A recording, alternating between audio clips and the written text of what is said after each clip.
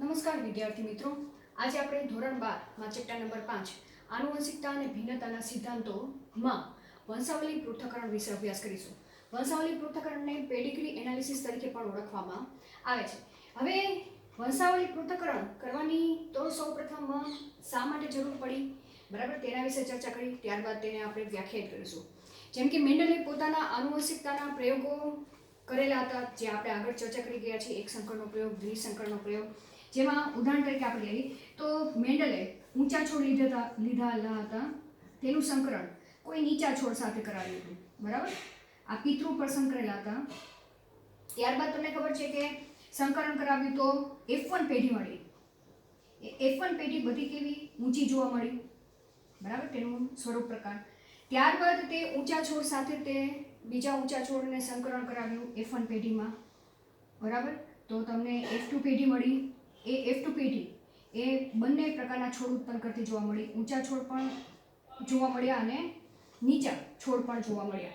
તો અહીંયા તમે જોવા જાઓ તો આનુવંશિકના પ્રયોગો, આના ઉપરથી મેન્ડલે આનુવંશિકતાના સિદ્ધાંતો આપેલા હતા, બરાબર. પ્રભુતાનો નિયમ આપેલો હતો, વિશ્લેષણનો નિયમ આપેલો હતો, તેમજ મુક્ત વહેંચણીના નિયમો આપેલા હતા. તો હવે તેના આધારે તે પ્રયોગો આધારે સમજૂતી આપી એ પિતૃના લક્ષણો એ પેઢી દર પેઢી આનુવંશિક રીતે સંતતિમાં ઉતરી આવે છે, બરાબર. તો આ જે પ્રયોગો છે એ પ્રયોગોમાં વનસ્પતિમાં શક્ય બન્યા, પરંતુ જો આ જ પ્રયોગો મનુષ્યમાં કરાવવા હોય, બરાબર, તો મનુષ્યમાં આ પ્રયોગ શક્ય છે કે નહીં, બરાબર. તે તમે વિચાર કરો કે પિતૃ તરીકે કોઈ મનુષ્ય લઈ તો તેની એક પેઢી કેવી જોવા મળે છે, પછી ત્યારબાદ તેની બીજી પેઢી.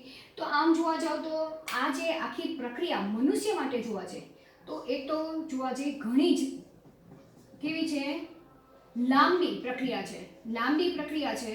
અને જો કોઈ આવો જ આનુવંશિકતાનો પ્રયોગ મનુષ્ય ઉપર કરવા જાય, માનો કે ફોર એક્ઝામ્પલ તમે જ કોઈ વૈજ્ઞાનિક છો, બરાબર, અને તમે મનુષ્યમાં જો આ પ્રયોગ કરવા જાઓ તો તમારા ધ્યાનમાં માત્ર જે મનુષ્યને તમે પ્રયોગ માટે લીધેલો છે તો તે એક પેઢી સુધી તમે કદાચ મે બી જીવિત હશો, બરાબર, કાં તો બીજી પેઢી સુધી જ હશો, પણ તેની જે આગળની જે પેઢીઓ વિશે તમારે જો અવલોકન કરવું હોય આનુવંશિકતાનું કોઈ લક્ષણને ધ્યાનમાં રાખીને, તો તે તમે કરી ન શકો. તો અહીંયા આપણે એક તો ઘણી જ લાંબી પ્રક્રિયા છે, બરાબર. વનસ્પતિમાં કરેલી પ્રક્રિયા, વનસ્પતિમાં આનુવંશિકતાના પ્રયોગો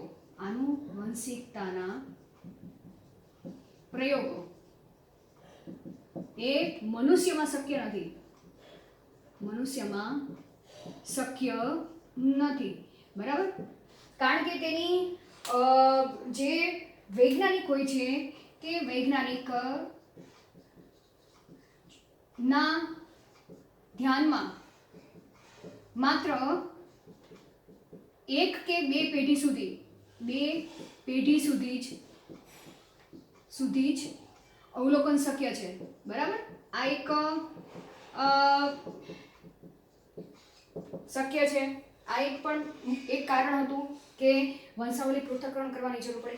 તેના સિવાય જોવા જઈએ તો ઘણા બધા કારણો છે.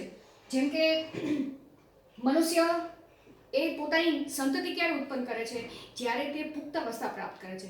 અને મનુષ્યના પુખ્તાવસ્થા પ્રાપ્ત કરવાનો સમયગાળો તમને ખબર છે કે તે કિશોરાવસ્થા દરમિયાન, એટલે કે 16-17 વર્ષ દરમિયાન તેના એપ્રોક્સિમેટલી એજ તમને કહું છું કે તે સમય દરમિયાન તેના પ્રજનન અંગો પરિપક્વ હોય છે. અને જો તે સમય દરમિયાન તેના મેરેજ થઈ જાય અથવા તો તે સમય દરમિયાન તે ફલનની પ્રક્રિયા કરે તો તેના દ્વારા જે ઉત્પન્ન થતી સંતતિ એ ઘણા લાંબા સમયે સંતતિ તેમાંથી સર્જનની પ્રક્રિયા થાય છે. કે એપ્રોક્સિમેટલી અહીંયા લખી શકું કે 18 વર્ષ પછી પ્રથમ સંતતિ ઉત્પન્ન થવાની પ્રક્રિયા એ મનુષ્યમાં જોવા મળે છે. તો અહીંયા તમે જોવા જાઓ તો જો વંશાવલી કે પિતૃમાં કોઈ ડિસીઝ છે કે પિતૃમાં કોઈ અનિયમિતતા, કોઈ લક્ષણની જોવા મળે તો તેના દ્વારા જે સંતતિ ઉત્પન્ન થાય છે એ તો 18 વર્ષ પછી ઉત્પન્ન થાય છે, બરાબર. તો એ 18 વર્ષનો સમયગાળો એ ઘણો બધો લાંબો સમય છે.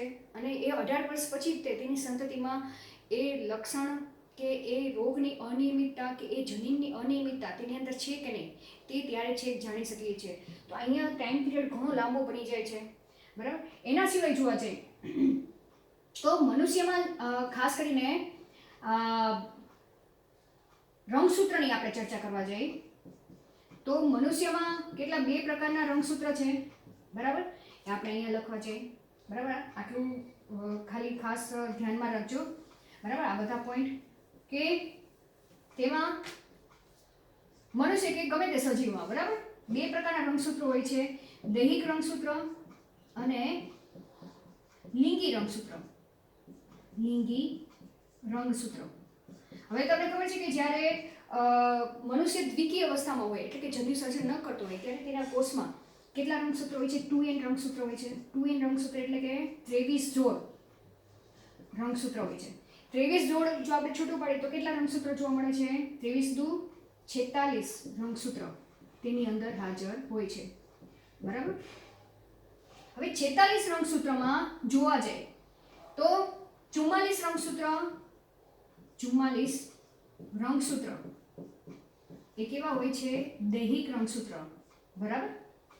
44 રંગસૂત્રને તમારે જોડમાં કન્વર્ટ કરવું હોય તો કઈ રીતે લખશો? 22 જોડ એ દૈહિક રંગસૂત્ર હોય છે. ખ્યાલ આવી ગયો?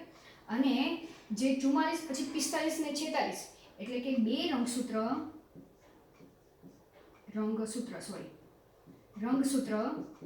એ લિંગી રંગસૂત્ર હોય છે, બરાબર? જો જોડમાં લખવા જાવું હોય તો તમે શું લખશો? એક જોડ પણ એ કેવી? 23મી જોડ, બરાબર? એ કેવી જોવા મળે છે? લિંગી રંગસૂત્ર. હવે લિંગ નિશ્ચયની પ્રક્રિયા આપણે આગળ ભણી જ ગયા છીએ કે માદા હોય તો તેની અંદર માદામાં 2 X લિંગી રંગસૂત્ર હોય છે અને નરમાં X અને બીજું Y લિંગી રંગસૂત્ર હાજર હોય છે. તો હવે અહીંયા મારે સમજાવવાનો પોઈન્ટ શું છે કે કેટલા 44 રંગસૂત્ર હોય છે, બરાબર? બધા જ કોષમાં. હવે એ 44 રંગસૂત્રમાં આપણે જોવા જઈએ તો દરેક રંગસૂત્ર પર પણ ઘણા બધા જનીનો આવેલા હોય છે, બરાબર? એવી જ રીતના લિંગી રંગસૂત્ર એ લિંગ નિષેધમાં ભાગ ભજવે છે અને તેની ઉપર પણ અસંખ્ય જનીનોની હાજરી જોવા મળે છે. તો અહીંયા જોવા જઈએ તો કયા જનીનની અનિયમિતતા પિતૃમાં છે, બરાબર?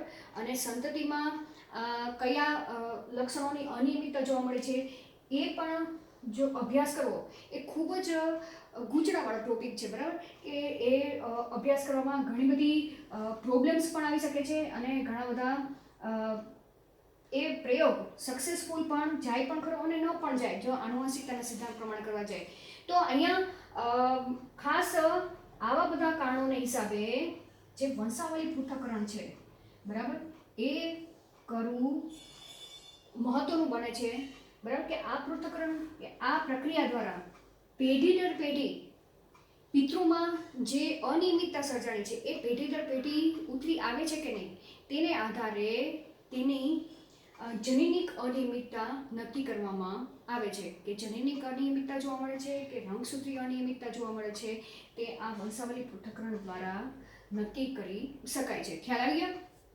તો આ બધા કારણો છે. હવે ખાસ કરીને જોવા જઈએ તો આને આધારે આપણે વંશાવળી પૃથ્થકરણને વ્યાખ્યાયિત કરવા જઈએ કે મનુષ્યમાં જોવા જઈએ તો મેન્ડલના સિદ્ધાંતો પ્રમાણે આનુવંશિકતાનો પ્રયોગ શક્ય બનતો નથી. તેના માટે વિશેષ લક્ષણની આનુવંશિકતાના સંદર્ભે વંશના ઇતિહાસનો અભ્યાસ કરવામાં આવે છે અને તે માટે જે માનવ કુટુંબમાં અનેક પેઢીઓ સુધી કોઈ એક લક્ષણની અહીંયા શું શબ્દ વાપરેલો છે? કોઈ એક લક્ષણની નોંધ રાખવાની બાબતને વંશાવળી પૃથ્થકરણ તરીકે ઓળખવામાં આવે છે. ખ્યાલ આવી ગયો? તો હવે અહીંયા શું કહેવા માંગે છે કે માનો કે પિતૃમાં કોઈ ડિસીઝ હોય, અનિયમિતતા સર્જાણી હોય, બરાબર? For example sickle cell anaemia, એ આગળ આપણે ચર્ચા કરવાની છે કે તેને થેલેસેમિયા હોય, બરાબર? અથવા તો રંગઅંધતા જેવા રોગો હોય પિતૃમાં જોવા મળે તો એ પેઢી દર પેઢી સંતતિમાં ઉતરી આવે છે કે નહીં, બરાબર? અને તેને દર્શાવતા પૃથ્થકરણને વંશાવળી પૃથ્થકરણ તરીકે ઓળખવામાં આવે છે. તો અહીં કોઈ એક લક્ષણને ધ્યાનમાં રાખીને વંશાવળી પૃથ્થકરણ તૈયાર કરવામાં આવે છે. આ વ્યાખ્યા ખાસ યાદ રાખજો, બરાબર? વંશાવળી પૃથ્થકરણમાં જે આખો ચાર્ટ તૈયાર થાય છે, બરાબર? એ આપણે ચાર્ટ આગળ ચર્ચા કરી છીએ. પણ વંશાવલી પૃથ્થકરણમાં જે આખો ચાર્ટ તૈયાર થાય છે તેને વંશવૃક્ષ તરીકે ઓળખવામાં આવે છે. ઇંગ્લિશમાં તેને ફેમિલી ટ્રી તરીકે ઓળખવામાં આવે છે. અને તેના દ્વારા વિશેષ લક્ષણનું પેઢી દર પેઢી વિશ્લેષણ કરવામાં આવે છે. કે અહીંયા શું કરવામાં આવે છે કે આખો જે ચાર્ટ કરવામાં છે એ ચાર્ટ દ્વારા પિતૃમાંથી સંતતિઓમાં આનુવંશિક રીતે એ જે તે લક્ષણ ઉતરી આવેલા છે કે નહીં તેનું વિશ્લેષણ પૃથ્થકરણ કરવામાં આવે છે, બરાબર. અને તેને આધારે તેને કઈ અનિયમિતતા સર્જાણી છે તેના શરીરમાં, બરાબર, કે કયા રંગસૂત્રમાં અનિયમિતતા સર્જાણી છે કે તેના જનીનમાં અનિયમિતતા સર્જાણી છે, બરાબર, તેના વિશે નોંધ કરવામાં આવે છે, બરાબર. તો આ અનિયમિતતા, હવે ખાસ અહીંયા શબ્દ વાપરેલો છે અનિયમિતતા, બરાબર. અનિયમિતતા, બરાબર, અનિયમિતતા અથવા તો ડિસઓર્ડર તમે કહી શકો. હવે તમને આગળ આપણે ચર્ચા કરી ગયા અને આગળના ટોપિકમાં કે જનીનમાં કોઈ પણ પ્રકારની અનિયમિતતા સર્જાવાનું મુખ્ય કારણ શું હોઈ શકે? વિકૃતિ, બરાબર. અનિયમિતતા માટે શું જવાબદાર છે? વિકૃતિ. વિકૃતિ એટલે શું? કે ડીએનએના ક્રમમાં કોઈ ફેરફાર સર્જાય છે, બરાબર, જેને કારણે રંગસૂત્રો ઉપર રહેલા જનીનોમાં ફેરફાર થશે. જેને કારણે જે તે જનીનનું જનીન સ્વરૂપ પણ બદલાઈ જશે. જનીન સ્વરૂપ બદલાશે તો સ્વરૂપ પ્રકાર પણ બદલાઈ જાય છે. અને તેને કારણે જે શરીરમાં અનિયમિતતા કે જે લક્ષણો પ્રસ્થાપિત થાય છે કે અમુક લક્ષણો દેખાતા જ નથી, બરાબર, અથવા તો જે લક્ષણો અભિવ્યક્ત થાય છે એ લક્ષણો કંઈક અલગ જ પ્રકારના તેના અંદર જોવા મળે છે મનુષ્યમાં. તો એ પ્રકારની જે સિમ્ટમ્સ જોવા મળે છે તેને શું કહેવામાં આવે છે? અનિયમિતતા. તેને અનિયમિતતા તરીકે ઓળખી છે. તો અહીંયા એ વંશાવલી પૃથ્થકરણમાં આપણે એ જ ચર્ચા કરવાની છે કે જો પિતૃમાં ના જનીનમાં કે રંગસૂત્રમાં કોઈ પણ વિકૃતિ સર્જાણી હશે તો વિકૃતિ સર્જાશે તો જેને કારણે તેના જનીન રંગસૂત્રો ઉપર અનિયમિતતા સર્જાશે. રંગસૂત્રો ઉપર રહેલા જનીનોમાં પણ અનિયમિતતા સર્જાશે અને તેને કારણે તેના શરીરમાં એ રોગો ઉત્પન્ન થશે, જે તે રોગો. અને એ જે તે રોગો એ આનુવંશિક રીતે સંતતિમાં ઉતરી આવે છે કે નહીં તેને દર્શાવતા પૃથ્થકરણને વંશાવલી પૃથ્થકરણ તરીકે ઓળખવામાં આવે છે, બરાબર, જે ચાર્ટ દ્વારા દર્શાવવામાં આવે છે. તો અહીંયા આપણે થોડીક માહિતી વિશે ચર્ચા કરી ગયા. હવે વંશાવલી પૃથ્થકરણ આપણે દર્શાવવું હોય તો એને કઈ રીતે દર્શાવવામાં આવે છે, કયા પોઈન્ટ થ્રુ દર્શાવવામાં આવે છે તે આપણે ચર્ચા કરી, બરાબર. માનવ વંશાવલી પૃથ્થકરણમાં વપરાતા ઉપકરણો કે સંકેતો, બરાબર. આપણે સંકેતો લખી કે ઉપકરણો, તમે કોઈ પણ શબ્દ વાપરી શકો. કયા સંકેતો વાપરવામાં આવે છે? જેમ કે આ ખાસ આ સંકેતો તમને ધ્યાનમાં હશે તો જ તે તમે વંશાવલી ચાર્ટ કરી શકશો. એટલે ખાસ આ સંકેતો તમારે તૈયાર કરવાના છે, બરાબર. જો તમને ચોરસ કરેલું હોય તો એ સંકેત તમને શું દર્શાવે છે? નર દર્શાવે છે, બરાબર, નર. પણ આ નર કેવો છે? સામાન્ય નર છે. યાદ રાખજો કે જો આ સ્ક્વેરમાં કોઈ અંદર કલર ન કરેલો હોય તો તે સામાન્ય નર દર્શાવે છે. જો તમે આ રીતે સર્કલ આપણે દોરી તો એ સર્કલ શું દર્શાવે છે? માદા દર્શાવે છે. માદા પણ કેવી હશે? આ સામાન્ય માદા હશે, બરાબર. હવે સેમ એ રીતે જો આ ચોરસ છે એ ચોરસને આ રીતે કલર કરી નાખીએ કે અંદરથી કલર કરેલો હોય, બરાબર. આ બહુ લાંબુ થઈ જશે. આ કલર કરી નાખ્યો આખો બોક્સ. હવે તો આ સંકેત શું દર્શાવે છે? આ ચોરસ છે એટલે તો નર તો છે, બરાબર. પણ એની સાથે સાથે જોવા જઈએ તો આ નર એ અસરગ્રસ્ત જોવા મળે છે. કેવો જોવા મળે છે? અસરગ્રસ્ત જોવા મળે છે. સેમ એ રીતે તમે દોરવા જાઓ, ગોળ છે, ગોળની અંદર જો આ રીતે કલર હશે તો ગોળ છે એટલે તમારે લખી જ નાખવાનું. આ શું દર્શાવે છે? માદા છે, બરાબર. આ રીતે આ પણ માદા છે, પણ માદા કેવી છે? કલરવાળી, એટલે યાદ રાખવાનું અસરગ્રસ્ત, બરાબર, અસરગ્રસ્ત. હવે જો આ રીતે નિશાન કરેલું હોય, બરાબર, અને અંદર કલર નથી કરેલો તો આ એ કેવી છે, પહેલા તો કલર ગ્રંથિ કરેલો એટલે તો સામાન્ય છે, પણ આનો લિંગનો કોઈ ઉલ્લેખ નથી, લિંગનો ઉલ્લેખ નથી કરવામાં આવેલ, નથી, લિંગનો ઉલ્લેખ કરેલ નથી.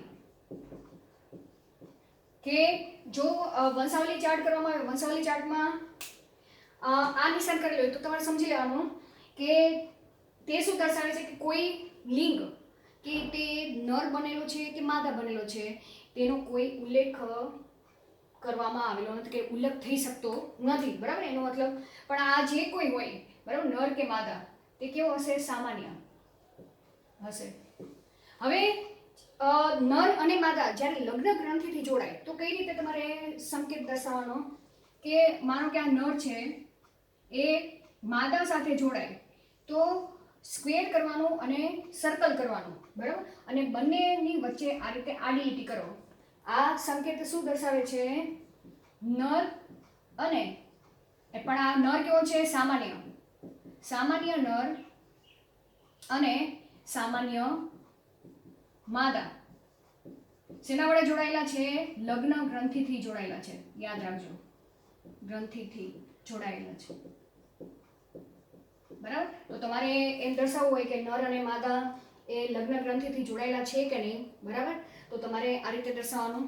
સેમ એ રીતે જો આ સ્ક્વેર કલર વાળું હોય, બરાબર, અને માદા તમે આ રીતે જો અંદર કલર વાળું હોય તો એ શું દર્શાવે છે, અસરગ્રસ્ત નર એ કોની સાથે જોડાયેલો છે, અસરગ્રસ્ત માદા સાથે લગ્ન ગ્રંથિથી જોડાયેલો છે, લગ્ન ગ્રંથિથી જોડાયેલો, બરાબર. આ ખાસ બધા સિમ્બોલ તમારે યાદ રાખવાના છે, તો જ તમે વંશાવલી પૃથ્થકરણનો ચાર્ટ કરી શકશો. હવે એના સિવાયના આપણે જો સિમ્બોલ વિશે ચર્ચા કરવા જાય તો જો તમે સ્ક્વેર કરેલો હોય અને બે લીટી કરેલી હોય, બરાબર, તો એનો મતલબ તમને શું દર્શાવે છે કે નર અને માદા એટલે કે ભાઈ બહેન એ લગ્ન ગ્રંથિથી જોડાયેલા છે, બરાબર, કે સંબંધી લગ્ન ગ્રંથિથી જોડાયેલા છે, જોડાયેલું, બરાબર. આ સ્થિતિ એ દર્શાવે છે, બે લીટી વચ્ચે બે લીટી. હવે બંને લગ્ન ગ્રંથિથી જોડાય ત્યારબાદ તેની સંતતિ ઉત્પન્ન થાય છે, તો તે સંતતિ ઉત્પન્ન થાય છે તે કઈ રીતે દર્શાવશો તમે, સેમ આ રીતે તમારે પહેલા શું કરવાનું, ચોરસ કરવાનું, નર અને માદા લગ્ન ગ્રંથિથી જોડાઈ ગયા પછી તે વચ્ચે જે લીટી કરે છે ત્યાંથી તમારે એક લીટી નીચેની બાજુએ જવા દેવાની, બરાબર, અને જે સંતતિ ઉત્પન્ન થાય છે, પહેલી સંતતિ ઉત્પન્ન થાય છે તે પહેલી સંતતિ તમારે ડાબી બાજુથી લખવાનું, બરાબર, પછી બીજી સંતતિ, ત્યારબાદ પછી મેન્શન કરવાનું, અને ત્રીજી સંતતિ એના પછી મેન્શન કરવાનું. તો આમ પ્રથમ સંતતિ તમારે આ રીતે લખવાનું, બરાબર, તે પોતાના જીવનકાળ દરમિયાન જેટલી સંતતિ ઉત્પન્ન કરે છે તો આને શું કહેવાશે, પિતૃ કહેવાશે, બરાબર, અને તેની જે સંતતિ ઉત્પન્ન થશે તેને પ્રથમ પેઢી કહેવાશે. શું કહેવાશે, પ્રથમ પેઢી. એને આપણે આલ્ફાબેટ તરીકે 1 તરીકે દર્શાવવામાં આવે છે, અને પહેલી સંતતિ એટલે ત્યાં તમે 1 કરો, બીજી સંતતિ કોઈ પણ હોઈ શકે 2, ત્રીજી સંતતિ કોઈ પણ હોઈ શકે 3, ચોથી સંતતિ કોઈ પણ હોઈ શકે 4, બરાબર. તો આ રીતે સંતતિ એ ડાબા ક્રમથી તમારે દર્શાવવાની રહે છે. હવે અહીંયા જોવા જાય તો તમને આ રીતે સિમ્બોલ કરેલો હોય અને અંદર આ રીતે 5 લખેલું છે, બરાબર, તો એનો મતલબ થશે આ રીતે 5 આખું કલર વાળું તમે કરતો, બરાબર. તો પણ આ સંતતિ કેવી થશે કે જેનો કોઈ લિંગનો ઉલ્લેખ નથી, બરાબર, અને અંદર તમે કોઈ પણ 5 લખેલું હોય, બરાબર, આ રીતે આમ 5, તો એનો મતલબ શું થશે, અસરગ્રસ્ત જે કોઈ સંતતિ હોય, બરાબર, અસરગ્રસ્ત સંતતિ જેનો લિંગ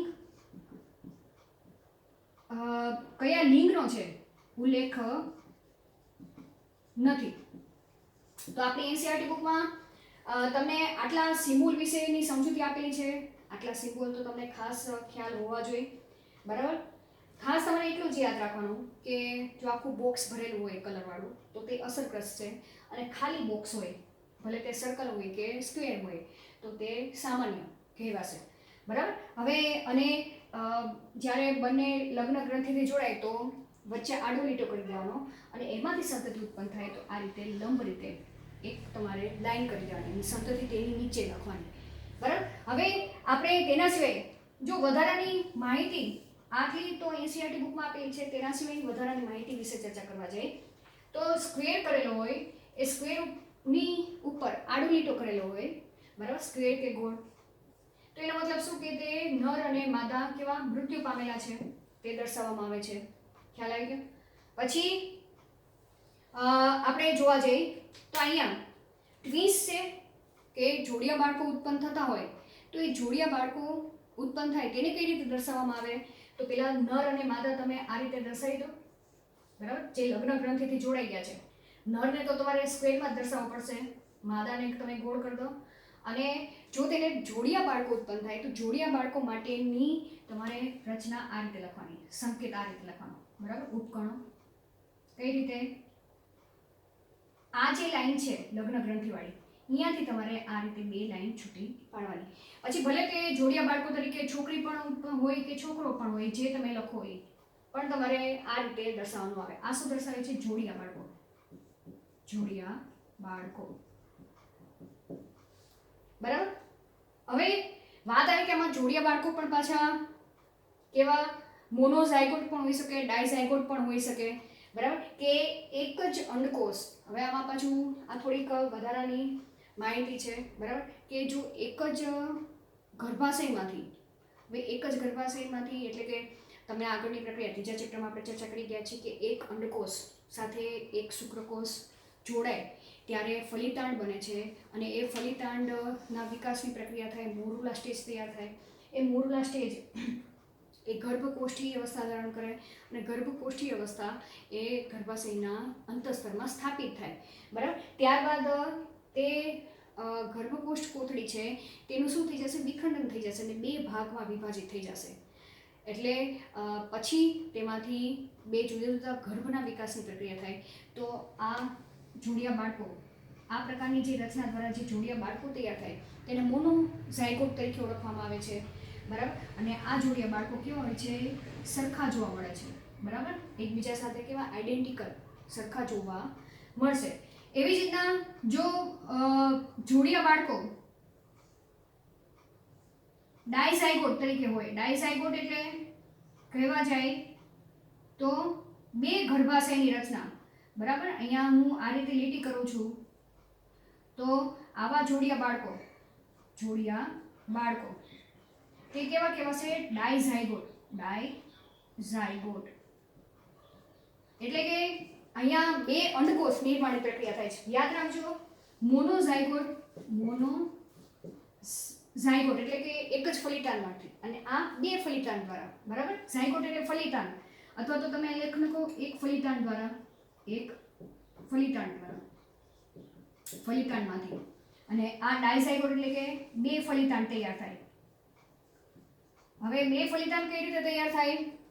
બે અંડકોષ નિર્માણની પ્રક્રિયા થાય, એટલે કે એક જ અંડપીંડમાંથી એક જ અંડકોષ, એક તમને ખબર છે બે અંડપીંડ આવેલા છે ડાબી બાજુ જમણી બાજુ, તો એક અંડપીંડમાંથી એક અંડકોષ તૈયાર થશે, બીજા અંડપીંડમાંથી બીજો અંડકોષ તૈયાર થશે, અને જ્યારે મૈથુન ક્રિયા થશે ત્યારે એ શુક્રકોષ એ બંને અંડપીંડ સાથે જોડાશે, બે ફલિતાંડ નિર્માણની પ્રક્રિયા થશે, અને બે ફલિતાંડ એ ગર્ભાશયમાં સ્થાપિત થશે, અને તેમાંથી ઉત્પન્ન થતા જોડિયા બાળકો હોય તો તેને આ રીતે સેમ આ રીતે તો કરવાનું, પણ વચ્ચે એક આ આડી લીટી દ્વારા તેને દર્શાવવામાં આવે છે. ખ્યાલ આવી ગયો? તો અહીંયા આ એક વધારાની માહિતી છે, બરાબર, જે આપણી એનસીઆરટી બુકમાં આપેલી નથી, પણ જોડિયા બાળકો કેવી રીતે ઉત્પન્ન થાય છે એ તમને થોડીક માહિતી ખ્યાલ હોવી જોઈએ. તો હવે આપણે વંશાવલી પૃથ્થકરણ સમજતા પહેલા કે કઈ કઈ પ્રકારની અનિયમિતતા જોવા મળે છે, કે મનુષ્યના જે 46 જોડ રંગસૂત્ર છે તેમાં જો દૈહિક રંગસૂત્રમાં અનિયમિતતા સર્જાય તો દૈહિક રંગસૂત્રમાં અનિયમિતતા પણ બે પ્રકારની સર્જાતી જોવા મળે છે. બરાબર, ચલો ફટાફટ આપણે જોઈ લઈએ એકવાર, પછી એના વિશેની આગળ આપણે ચર્ચા કરશું. ખાલી આપણે પ્રકાર વિશે ચર્ચા કરનારી. બરાબર, જેમ કે મનુષ્યમાં જોવા જઈએ તો મનુષ્યમાં કેટલા રંગસૂત્ર છે? 46 રંગસૂત્ર છે. બરાબર, એમાંના 22 જોડ રંગસૂત્ર એ કેટલા છે? કેવા છે? દૈહિક રંગસૂત્ર છે. બરાબર, અને જો દૈહિક રંગસૂત્રમાં અનિયમિતતા સર્જાય, બરાબર, 22 જોડ એટલે કેટલા? 44 રંગસૂત્ર. બરાબર, અને જો આમાં કોઈ અનિયમિતતા સર્જાય તો તે અનિયમિતતા બે પ્રકારની સર્જાતી જોવા મળે છે અને તેને કારણે જુદા જુદા પ્રકારના રોગો પણ સર્જાય છે. તેના વિશે આપણે ચર્ચા કરશું. બરાબર, દૈહિક પ્રભાવી અનિયમિતતા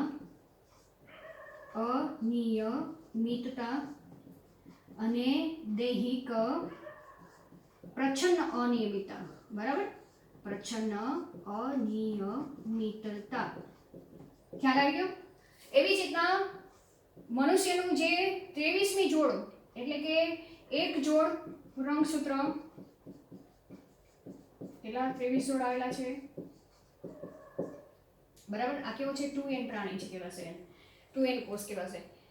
એક જોડ રંગસૂત્ર છે તે કેવું? લિંગી રંગસૂત્ર છે.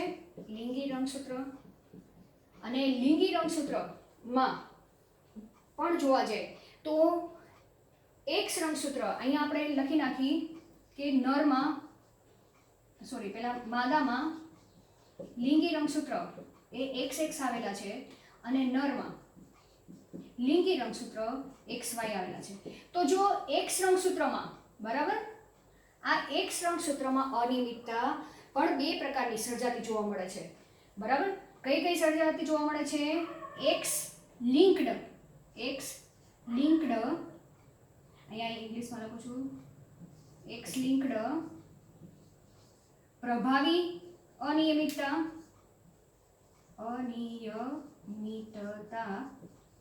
અને X લિંક્ડ પ્રચ્છન્ન અનિયમિતતા. બરાબર, તો આપણી NCERT બુકમાં આટલી અનિયમિતતા વિશેનું વર્ણન કરેલું છે.